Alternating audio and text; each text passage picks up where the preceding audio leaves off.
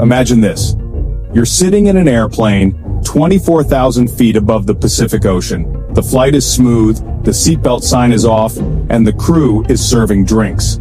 Suddenly, with a deafening boom, the entire roof of the plane rips off.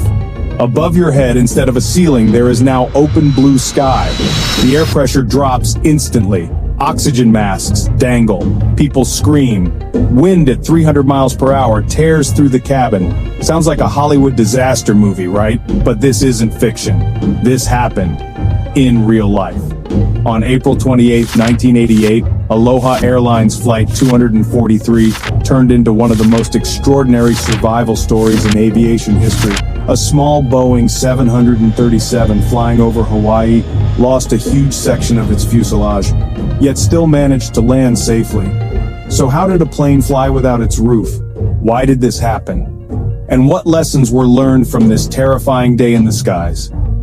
Today, let's dive deep into the story of Aloha Airlines Flight 243, a tragedy that shocked the world, changed aviation forever, and proved the resilience of both humans and machines. Let's set the scene. The year is 1988. Aloha Airlines was a Hawaiian regional carrier, operating short, island-hopping flights between Honolulu, Hilo, Maui, and Kauai.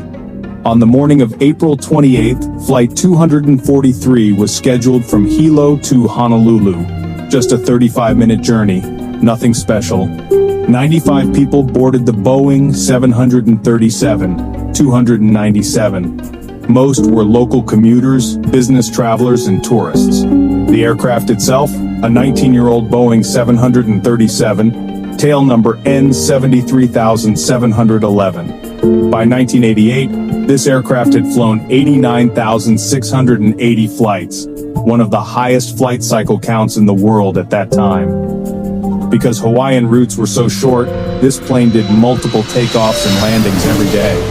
And that detail will become crucial later. Captain Robert Schornsteimer, 44 years old, and First Officer Madeline Mimi Tompkins, 36, were in the cockpit. Both were experienced. For them, this was just another island hop. The flight took off at 1:25 p.m. from Hilo. Climb was smooth. At 24,000 feet, about 23 minutes into the flight, disaster struck. Suddenly, a loud explosive bang shook the plane. Passengers described it as if a bomb had gone off. The entire upper fuselage, from behind the cockpit to the wings, was ripped open. The roof was gone. Imagine sitting in your seat and the ceiling above your head just disappearing, replaced by blue sky and roaring winds. The cabin depressurized instantly. People gasped for air. Some were thrown from their seats. Seat cushions, papers, luggage, everything not tied down, was sucked into the open sky. Flight attendant Clarabelle, quote, C.B., quote, Lansing, tragically, was standing near row 5 when the fuselage tore open. She was pulled out of the plane instantly and lost at sea. She was just 58 years old with decades of flying experience. The rest of the passengers? Somehow, miraculously, they were still strapped to their seats. Many suffered injuries, from flying debris, broken bones, and hypothermia, but they were alive. Now here's the question. How do you fly and land a plane that just lost half its body? This is where the story becomes almost unbelievable. Inside the cockpit, Captain Schornsteimer and First Officer Tompkins were bombarded by wind noise so loud they couldn't hear each other. The control instruments were shaking, warning alarms blared, yet they remained calm. The captain disengaged autopilot and grabbed manual control. The plane wanted to roll and dive, but he fought it. He began a rapid emergency descent to get to breathable air. At the same time, First Officer Tompkins radioed, Mayday, Mayday, Mayday, Aloha 243, we're unpressurized. We're descending. The nearest airport was Kahului Airport on Maui. The pilots turned toward it, but the challenges weren't over. The fuselage damage had weakened the entire airframe. The aircraft shook violently. Hydraulic systems and controls were unreliable. And the landing gear? They weren't sure it would even extend. Yet, in one of the most heroic cockpit performances in aviation history, the crew managed to line up with the runway. At 1:58 p.m., just 33 minutes after takeoff, Flight 243 slammed onto the runway in Maui. Passengers described the landing as extremely hard, but the plane stopped safely. Fire crews rushed in. Against all odds, 94 people survived. Only one life, flight attendant Clarabelle Lansing, was lost. The image of the destroyed Boeing 737 sitting on the runway with its top peeled open like a sardine can became one of the most iconic photos in aviation history. Now here's where things get fascinating. How does a plane just lose its roof midair? Investigators from the National Transportation Safety Board, NTSB, arrived quickly. What they discovered revealed a silent danger hiding in many aging airplanes. The cause was metal fatigue. Every time an airplane takes off and climbs, the cabin is pressurized. When it lands, it depressurizes. This cycle stretches and relaxes the metal fuselage. Over thousands of cycles, tiny cracks form. They're almost invisible, but over time, they grow. Flight 243's Boeing 737 had gone through more flight cycles than almost any other plane in the world. Nearly 90,000 takeoffs and landings in less than 20 years. That's about 5 flights every single day. In Hawaii's salty, humid environment, the stress was even worse. The NTSB found multiple small cracks that had connected together, called multi-site damage. When the plane reached 24,000 feet that day, the cracks linked up and the fuselage ripped apart like a zipper. What shocked the investigators was how little warning there had been. Maintenance checks at the time simply didn't catch these tiny cracks. They were too small for traditional inspections. In short, this disaster wasn't just a freak accident. It was a warning about the dangers of aging aircraft. So what changed after Aloha Airlines Flight 243? The accident had a massive impact on aviation safety worldwide. 1. Aging Aircraft Program. The FAA launched the National Aging Aircraft Research Program.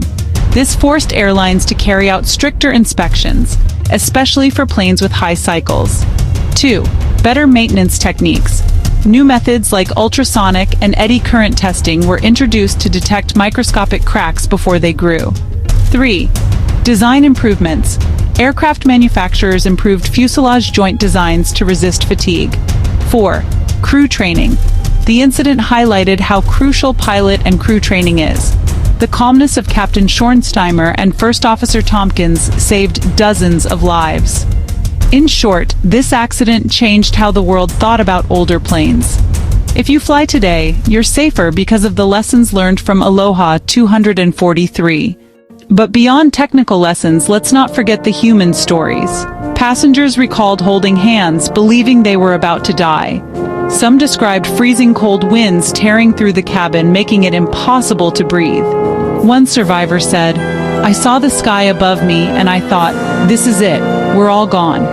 And then, the unsung heroes, the flight attendants who calmed passengers, helped them put on oxygen masks, and guided them through the emergency landing despite losing one of their own. It's a reminder that aviation is not just about machines and technology. It's about people, their courage, their resilience, their teamwork under unimaginable pressure. If we look deeper, Aloha Flight 243 is a story of contrasts. On one hand, it shows the fragility of aviation. A single structural weakness, invisible to the naked eye, can tear apart a plane in seconds. On the other hand, it shows the strength of aviation. Even with half its body ripped off, the Boeing 737 stayed in the sky. Even under impossible conditions, the pilots landed it safely. It's also a lesson in how disasters are never wasted in aviation. Each accident becomes a textbook. Each mistake becomes a new rule. That's why today, even with thousands of planes flying every hour, aviation remains one of the safest forms of travel. But think about this. If you had been on that flight sitting by the window, suddenly seeing the sky where the ceiling should be, what would you have done? Would you stay calm, or would panic take over? The story of Aloha Airlines Flight 243 is more than just a shocking headline. It's a story of tragedy, survival, and progress. One flight attendant lost her life, but 94 others survived thanks to the skill of the pilots, the bravery of the crew, and yes, the strength of engineering. The aviation industry learned critical lessons that continue to keep millions safe every day. So next time you step onto a plane, remember, every bolt, every inspection, every safety briefing, it all exists because of stories like this. What do you think? Could a disaster like Aloha Flight 243 ever happen again in today's world of advanced technology? Or have we truly learned our lessons? Tell me in the comments below. And if you want more deep dives into aviation mysteries and disasters that changed history, don't forget to like, share, and subscribe. Because understanding the past is the only way we keep the future safe.